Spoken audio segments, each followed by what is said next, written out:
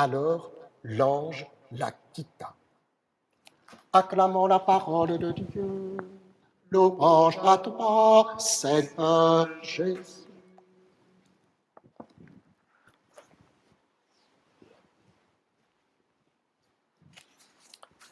Bien, frères et sœurs, la Vierge serait-elle confinée dans sa maison?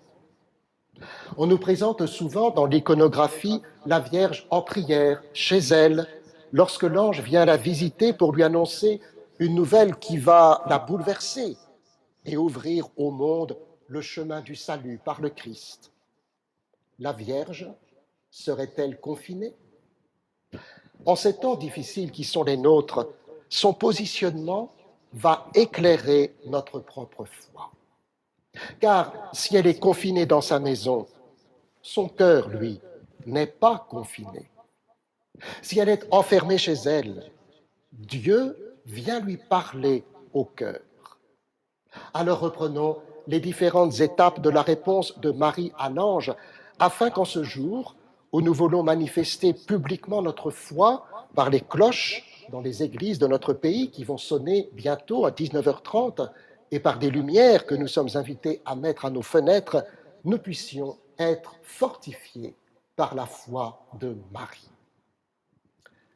La première réponse de Marie, c'est le trouble. Elle fut toute bouleversée.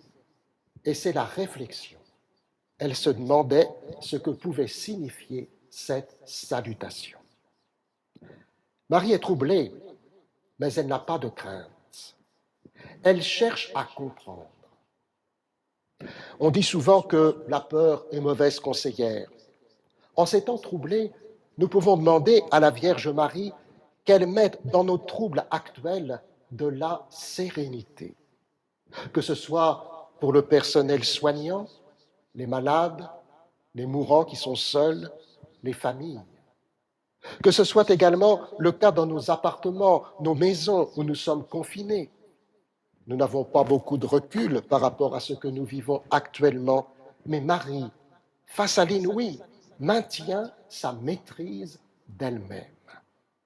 Elle a su allier ensemble le cœur et la raison. C'est aujourd'hui que se termine la neuvaine nationale à la Vierge Marie depuis le sanctuaire de Lourdes. Demandons à Marie qu'elle nous mette dans les sentiments qui furent les siens au moment où une nouvelle totalement inattendue a bouleversé sa vie.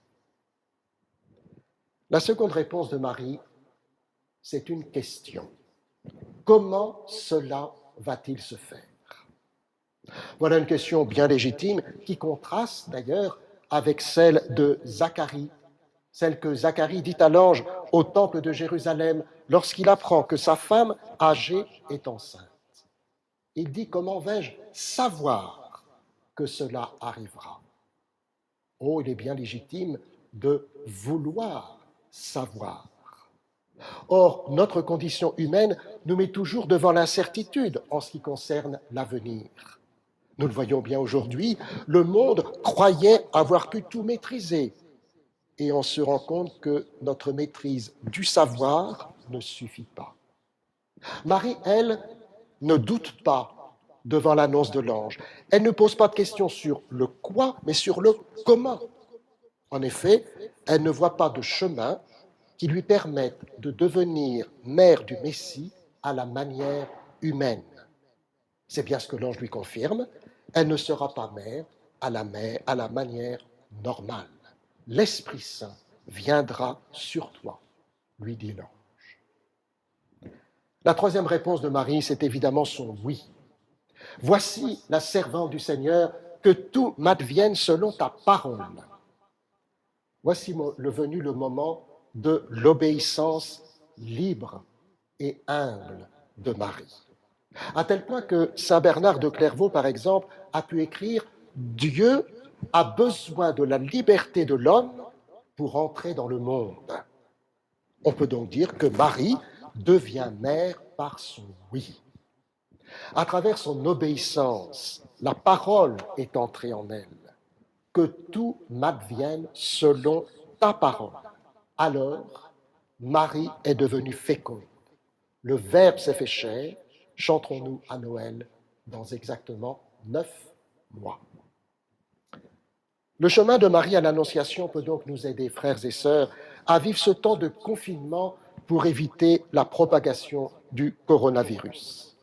Mais il convient de terminer par la dernière phrase de cet évangile de l'Annonciation. Alors, l'ange la quitta. Eh oui, Marie reste seule, avec cette tâche qui dépasse ses capacités humaines. L'ange s'en va, mais la mission demeure. Dans notre confinement actuel, Dieu peut venir nous parler au cœur comme pour Marie. La mission de l'Église continue. Et vous savez que nous essayons par tous les moyens médiatiques possibles de rejoindre chacune d'entre vous. L'Église n'est pas confinée. Elle reste ouverte aux dimensions du monde, aux dimensions de Dieu. Alors demandons à la Vierge Marie, particulièrement à Notre-Dame de Bugloz, durant ce jubilé des 400 ans de la découverte de sa statue, de nous aider à vivre de sa parole afin qu'elle prenne chair en nous. Notre-Dame de Bugloz, priez pour nous. Ô Notre-Dame de Bugloz, jubilons avec toi. Notre Père et notre Reine, Ave, Ave Maria.